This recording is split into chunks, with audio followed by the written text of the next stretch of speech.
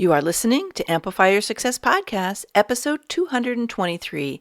And today we're going to learn some cutting edge biohacks that will actually improve our business success. You ready for this? Let's get started.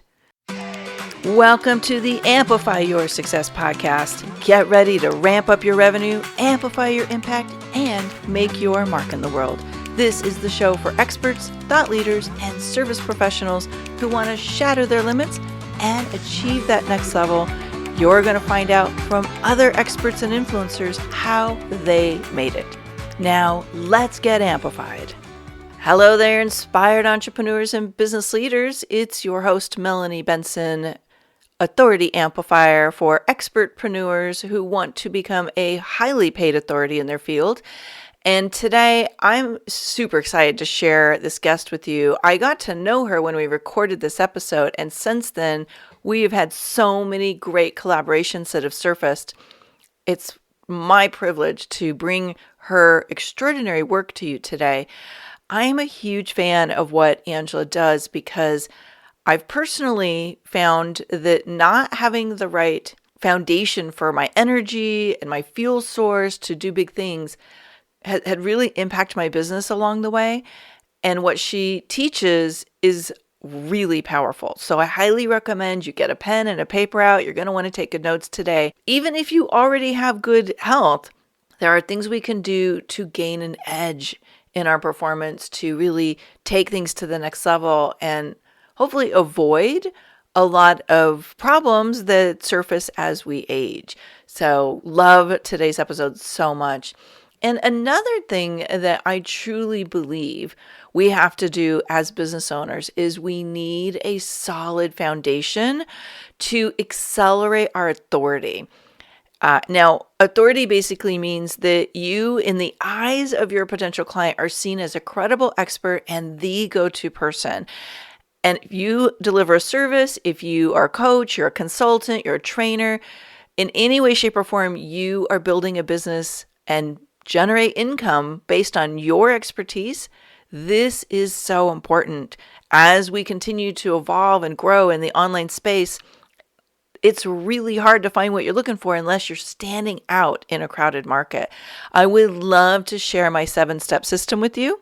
Just head over to authorityamplifiers.com, making this absolutely free for you. There's a download with 7 of my proven steps, that little things that make a huge impact to your visibility, to your revenue, and to your peace of mind. So you're not scrambling, trying to put all the puzzle pieces together and figure out, what do I need to do to make more money? This is the system to follow. Enjoy. It's taken me 21 years to figure out all the pieces, but that works when you work the process. Again, at authorityamplifiers.com. Now, let's get into today's episode. Welcome back, Amplifiers. I am so excited for today's conversation. We're going into entrepreneurial biohacks for business success. And I'm going to have a little fun with this. This is how we can sleep our way to success. So for all of you that thought that was a no-no, nope, we are going to do it. We are going to sleep our way to success. Let me introduce you to Angela Foster. Now, Angela left the world of corporate law to become one of the UK's leading female biohackers, health and performance coach to athletes and executives. Angela uses a combination of modern science, such as DNA analysis, with time-honored holistic practices to transform her clients' health, their energy, and their performance. And one thing I love about her as I've been getting to know her is she never stops researching, experimenting, and sharing her findings at My DNA Edge. But most importantly, Angela is tackling something that I think is crucial for entrepreneurs. And oftentimes we are not doing this very important piece of the puzzle. So Angela, thanks for leading the way in this conversation in the world and bringing some new clarity to what simple things we could be doing that have a massive impact on our business. Hey, Melanie, it's so great to be here. Thanks so much for having me on the show. And I love that introduction. Sleep your way to success. It's a great opener. I was like, ooh, I hope she likes that because, we've been taught that's a no-no. We don't do that, Yeah, but we're talking about the good kind of sleep. So, um, exactly. might as well have some fun with it all. So, we're kind of opening this up with sleep. And here's what I know. Uh, about 3 out of 5 entrepreneurs that I've coached or I've been in masterminds with have mentioned or have admitted that getting enough sleep is a problem for them. And I know this is a big cornerstone of what you talk about, that sleep affects an entrepreneur's ability to lead. Can you maybe like unpack that for us a little bit? What are you finding about sleep and success? Yeah, for sure. Sleep is literally the foundation. It's so fundamental. And I think it's the first thing that people are willing to let go of, actually. It's that curious situation where I think because people maybe don't fully understand sleep, so demystifying it a little bit helps. But we tend to think we're almost too busy to sleep, or you hear expressions like, oh, I'll sleep when I'm dead. And actually, it's the fastest way to get there if you sacrifice your sleep so much. And I think Matthew Walker really sums it up in his book, Why We Sleep, that it is the best performance enhancing drug that we have, or performance enhancing hack, and it's completely free. And it makes everything easier. It makes you more productive, more creative, and you have greater emotional resilience. So it really is a performance hack, apart from the tremendous health benefits that happen, which we can talk about when you do sleep. And nature hasn't found a way to dispense with it. And we really are our most vulnerable, not any longer now that we live in secure homes and things, but historically, we would have been our most vulnerable when we were sleeping. And we still need it to this day. And it's so, so important. So we can dive into that a little bit if you want to. I do, but before we do that, because I am one of those people that I have to have 8 hours. Like if I don't have 8 hours, I'm worthless, right? But I know people who have bragged that they live on 4 hours of sleep. And I know other people who really struggle with the quality of their sleep.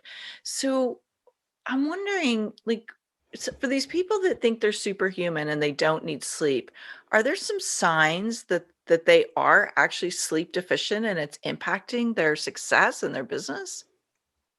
I think that sometimes there will be visible signs, and it's often not until they correct it that they realize what a tremendous difference it makes. But I Mm. think that sometimes it's silent, and that's probably the most scary thing. So we know that sleep problems and lack of sleep precede dementia, and there's growing evidence in terms of coming out of the links. And while there isn't necessarily a specific link that it causes it, what we know is that the body goes through certain processes during sleep that very much protect and enhance the health of our brains, including things like clearing a buildup of plaque in the brain, one of which is beta amyloid plaque. And the cerebral spinal fluid comes up and washes it effectively and in a process known as glymphatic drainage.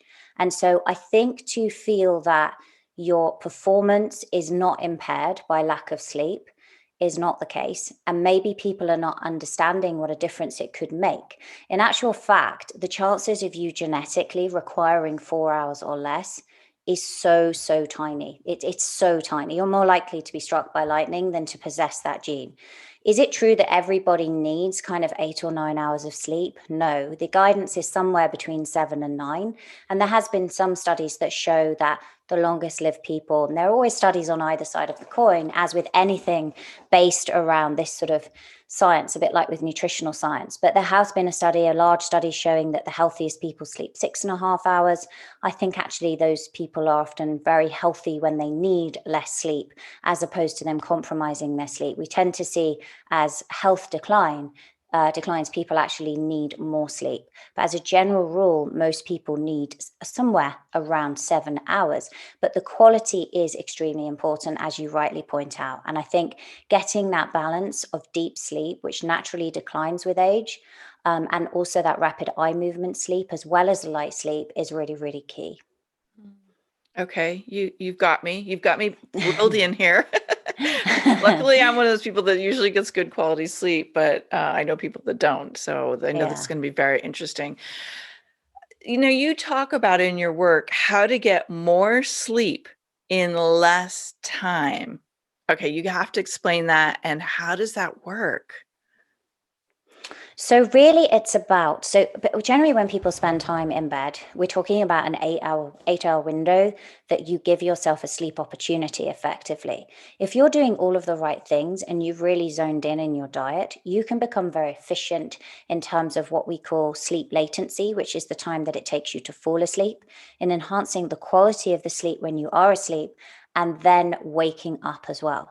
We can also use other hacks, which I can go into in a moment, in terms of a style of meditation that it is not meant to replace sleep, but is between 2 and 5 times deeper than sleep, in terms of the effects that it can have. So if you have had a short sleep duration, there are things that you can do that can really re-energize you to help make up for it. And I'm not advocating that somebody tries to sleep 4 or 5 hours per night. I think when we look at the science, the effects on health once we dip below 6 hours don't look good, and Mm. risk factors for a number of things go up. But I think that by having the right sleep hygiene and the right lifestyle habits in place, we can make ourselves more efficient with sleep. And actually, it begins in the morning. So, how you sleep tonight begins with how you started your day. And sometimes people find it difficult to go to sleep and they're not in alignment with their circadian rhythm. So, I think understanding that there are different sleep chronotypes is helpful as well, because once you start to align with your own chronotype, it becomes much easier to sleep and get good quality sleep. Okay, you're gonna have to explain what a chronotype is. I know it's probably very technical and it would be a whole class in itself, but can you give us just a quick, what does that mean actually? Yeah. So basically, there are, broadly speaking, three sleep chronotypes. So either an early morning person, a night owl, or somebody who's a mid type. And Dr. Michael Bruce, who's kind of America's sleep doctor, has created a fourth category. Now, he talks about them in terms of animals. So your lion is the early morning, the bear is like the mid type. Then you have the wolf, which is effectively the night owl. And then the dolphin, which is about 10%, he believes, of the world's population, who actually genuinely do struggle with things like insomnia and are much lighter sleepers. But for 90% of the population, they tend to fall within one of those other categories. And about 50% of people are the kind of mixed type or bear. So they would be most in alignment with the rise and fall of the sun in terms of equatorial regions. So, and that would be your classic kind of go to bed around 10:30 and wake up at sort of 6:30. That would be your typical bear. And then we have people who are more early morning types. And they tend to be, that's your 5 a.m. club. So there's a lot of entrepreneurs in that group that are there, but it's not, definitely not for everyone. And then we also have a significant number of people who actually, they make up about 15 to 20% of the population, and the same again in terms of the night owls. So when you start to understand that, because what I find with clients is sometimes when they're really trying to target their sleep, they'll try to go to bed earlier and then they're lying awake. And actually, it could be that they're just completely out of alignment. And if they want to deliberately bring that sleep window earlier in terms of the time they fall asleep, then one of the things you can do is really to get outside as early in the day as you can and get that stimulus from the sun and that natural blue light spectrum, which will stop the production of melatonin and start that circadian alignment. That was fascinating. Okay, so I have to back up. I don't normally get into this in Amplify Your Success, but I feel like there's a really intriguing story of how you went from being a lawyer to tapping into these biohacks around sleep. And I know we'll talk more about exercise and nutrition, but what happened that created this major shift in your focus in your work? So, like many lawyers, I think I completely disrespected sleep, and actually, it was really actively encouraged. So, we were working often, pulling off multinational deals across time zones. So, working between Asia and America and London would mean that we pretty much had no sleep, and we would work all night often. So, pulling off all nighters, a series of them, and long weekends of work. And that really led to be honest, I think many people in your 20s and to a certain extent your early 30s, you kind of just get away with it, right? And it doesn't really seem to take its toll. But for me, it had an impact once I came to have children, because that obviously for women, places a bigger burden in terms of pregnancy and the demands on nutrients in the body. And I had my three kids within sort of 4.5 years. So they were quite quick after each other. And that was when I really saw a huge decline. They weren't good sleepers as babies. And with that background of kind of adrenal exhaustion and lack of sleep, it really aggravated. I think I would have had postpartum depression anyway, but it aggravated it, I think, on a grander scale, and became very bad until I then eventually it took its toll on my physical health. And I was actually rushed into hospital with what was suspected lung cancer at the time because my lymph glands were so enlarged. I did have pneumonia, and it turned out it was double viral and bacterial pneumonia. So it was all kind of happening so quickly and really fighting for my life. And that was a huge turnaround because I realized that, my lifestyle had really got me here. And how could I change things when I came out? Because I felt so lucky after that, really, to get my health back. And that's when I began researching, well, how can you combine? There must be a way of combining high performance with health. And that was when I began to realize that actually health was the very foundation of sustained high performance. Mm. Your story really touches my own heart because of my own journey around entrepreneurism and workaholism. And I didn't have kids, but I had a significant amount of stress that brought me to a deep place of burnout and adrenal fatigue. And it's very scary to be there. And here's what I noticed about me, and maybe this was also up for you. Well, certainly there's a depression and a chronic anxiety that kind of gets activated, but I found myself not very resilient. And things that should have been easier or could have been easier were really hard for me, especially emotionally. And I know you talk about emotional resilience in your work. How does that play in? Like, how does the dance between these lack of foundational blocks, the sleep, exercise, nutrition, and our resilience emotionally to run a successful business? Mm. It's a great point. I mean, I think that emotional resilience is key, and people feel like they're resilient, but often you'll feel people that feel almost most in charge or display it will never ask for help. And Mm-hmm. actually, that really being emotionally resilient, part of that is the ability and understanding that you do need to ask for help. It's not about doing everything you can, just yourself, and taking too much on. But resilience really is about that ability to bounce back, to take some stress and to come back stronger. And it's all in the recovery. And what I notice with people like, you know, myself, yourself, and many entrepreneurs and other kind of people who are really pushing hard and are workaholics is that they're just not taking the time to recover. And the recovery is so, so important. It's a bit like when we go to the gym, our muscles are not really made there. That's just the stimulus. And what we need to constantly do is to stimulate and recharge. And ultimately, that's what really leads to transformation. It's that constant cycle, if you like, of stimulation and then recharging, and that transforms. And I think if people understood that recharge was as important, I like to think of it as the art of high performance, right? So it's activation, recharging, transformation, and you follow that loop essentially, Mm. if that makes And sense. and by stimulation, we don't mean caffeine, right? We don't mean drinking coffee all day. What do you mean No, by we don't. stimulation? Yeah, and I fell into that trap as well. Me So too. the stimulating is really about kind of creating that resilience. So using small doses of stress, we need that to make us stronger. So that comes across in all fields. So whether we're trying to get a new result, we've got to kind of stimulate ourselves and our activity and our creativity to achieve that outcome. But then that's enhanced by sufficient recovery. Similarly, if you look at the healthiest foods on the planet, why do we eat plant foods that are full of antioxidants and polyphenols? People know that they're good. Why are they good? Because actually, those are defense mechanisms that the plant created. And when we have them, they are a form of hormesis, hormetic stress, which is a good stress that creates resilience within our body. So then with exercise, what are we doing? We're stimulating and then recovering. And I think pretty much everything follows this cycle. And if people can understand that you've got to have that balance of recharge, you can't just push all the time, because actually that just leads to decline. Mm. Well, let's talk more about exercise and nutrition because I know it's part of your model. Mm. Um, we've kind of woven our way from, sleep and emotional resilience and the stressors, burnout. How is exercise and nutrition fitting into this model, these biohacks that you think are valuable? So the way that we fuel our body, if we look at nutrition first, has an enormous impact in terms of our productivity.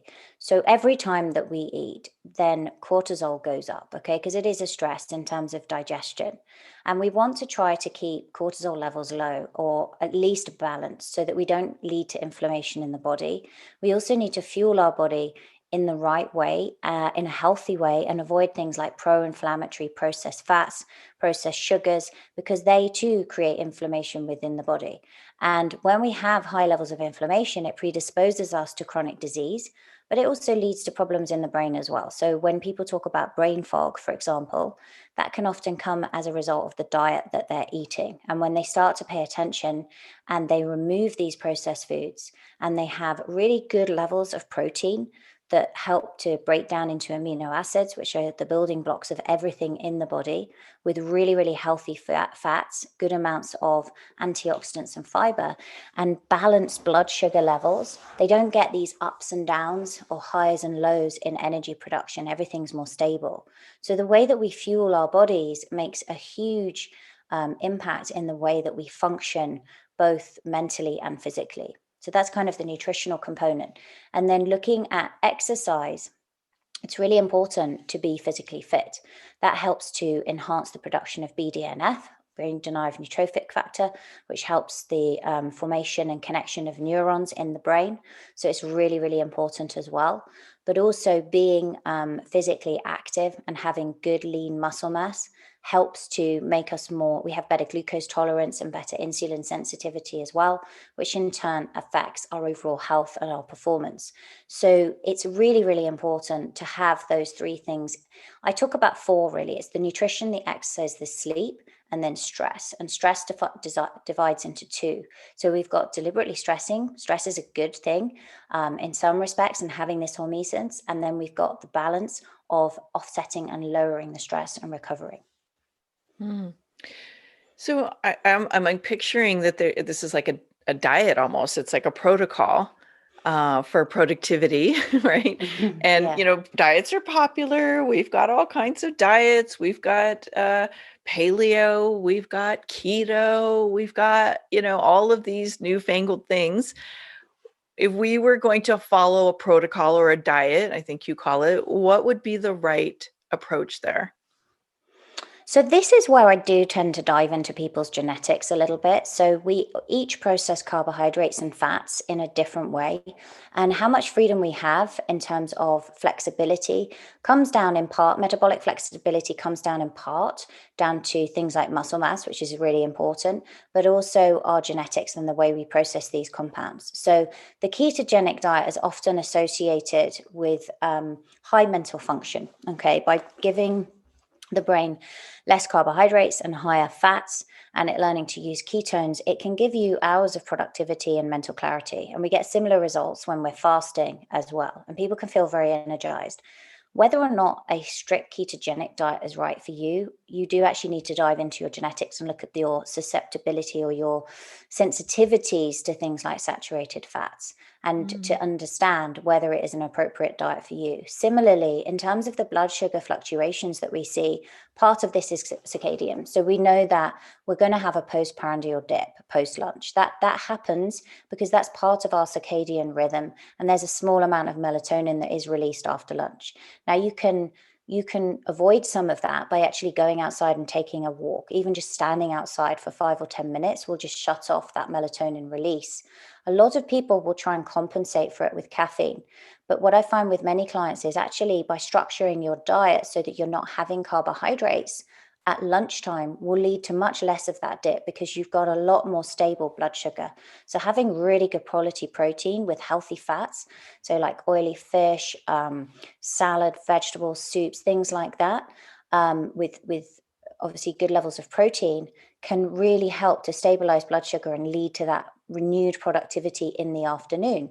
How much freedom you have in terms of carbohydrates and the response of your blood sugar is in part genetic. So some people are just much more sensitive to carbohydrates, and they're going to see a bigger fluctuation than someone else. And as I mentioned, having good levels of muscle mass is also going to help improve that glucose tolerance as well.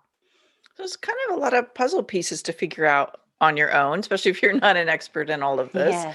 I mean, I've studied this for years since I started to learn about, all of the things that I was dealing with, from fatigue and having depleted my adrenals and all of that. There was a lot to learn, and I know how valuable it's been to kind of have guides around this and to help me take the mystery out of all the puzzle pieces and figure out my own personal path. If someone's thinking to themselves like, "Oh my gosh, I could totally use this. My sleep's a mess. I know I'm not exercising properly," or, I'm confused about nutrition. I don't feel at my greatest. What would be a good place for them to start to learn from you? Yeah, so I have a video series that they can access that's a kind of a 4 set of masterclasses that they can watch on this. And I actually break down each component for them. So we look at nutrition and how your genetics might impact this. We look at exercise and why it's so important to get strong. And then we look at sleep and how that affects your hormones and your appetite as well, and how your own DNA sort of weaves through this, and how you can utilize that to interpret and zone in and get the best diet for you. And then it also looks at this elixir of youthfulness, right? Which I define as, what's high performance health? It's when your brain and body do what you want them to do at the time that you want to do it, right? That's the ultimate that I think everybody wants. They don't want to walk into a room and forget why they went in there. They want to be able to run when they need to, play with their kids and grandkids, have fun, and really live younger for longer. And this masterclass series breaks it down. So I think we've put a special link together for you, actually, Melanie, for your listeners, if they want to access it on my website, angelafosterperformance.com/amplify, and they can go there and watch the series and basically find out more information there. Ah, that is brilliant. I love it. And I am so, I don't want to say I'm obsessed, but I'm very intentional about my own experience. I mean, I'm not perfect. Like, I like my coffee. It's my one thing I do every day. But I've personally committed to the up leveling of the exercise, nutrition, sleep components, because I intend to make a great impact on this planet. And I have seen, not just in myself, but in my clients, the cost of not having these foundational components really optimized. And so I'm personally very grateful, Angela, that you're putting this out in the world and sharing it, because I know it's fuel. It's fuel for our business stream, and that we can literally fuel our business by fueling ourselves.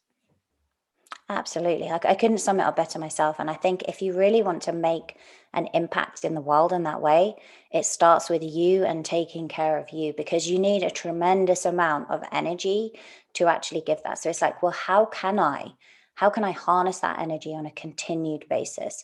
And how can I effectively live younger for longer? And what we know when we look at centenarians and super centenarians across the world is that they don't live longer than we do with the chronic diseases we're seeing in the modern world. They actually postpone the onset.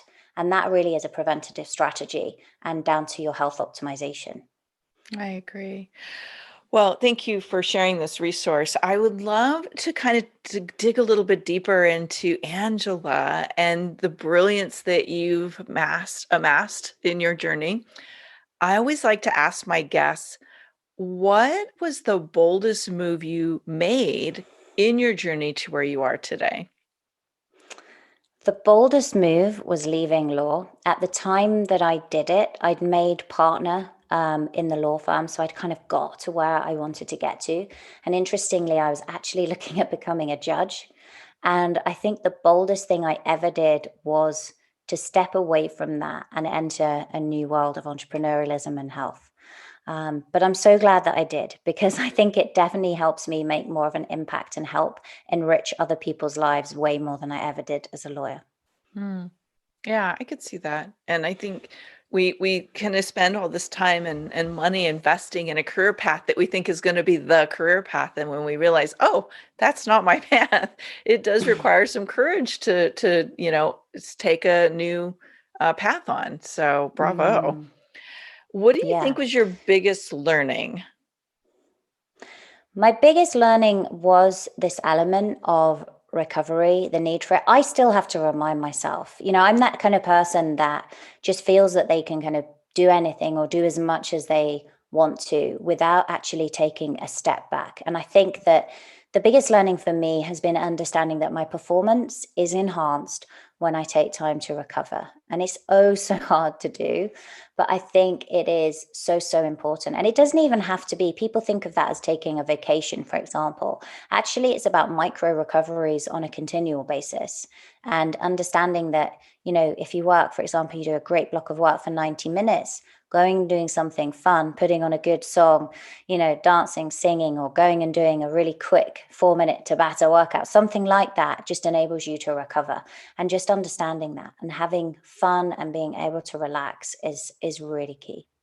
And I would imagine that it is something that many of us have to retrain a part of our brain to prioritize it, because when we get really obsessed about the work we're doing in the world and, we're in that groove, it's like, oh, wait, I got to do this other thing to keep fueling, myself for the work we do.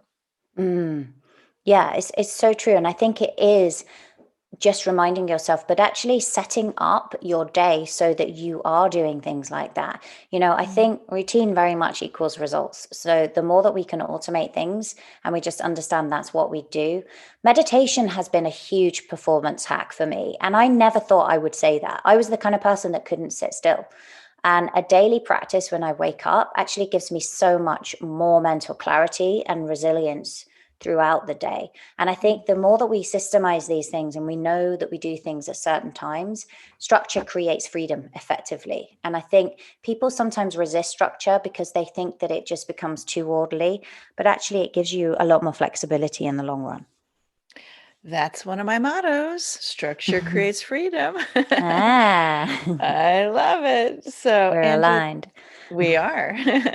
Thank you so much for sharing your wisdom and your journey with us and inspiring many of our Amplify community to step this part of their game up and to recognize the value that sleep and exercise and nutrition and really that self-care in a way is actually the fuel we need to have the sustainability for the great business we're building and the impact we want to have. So I want to remind you to jump in and watch this masterclass series that Angela's put together, angelafosterperformance.com/amplify.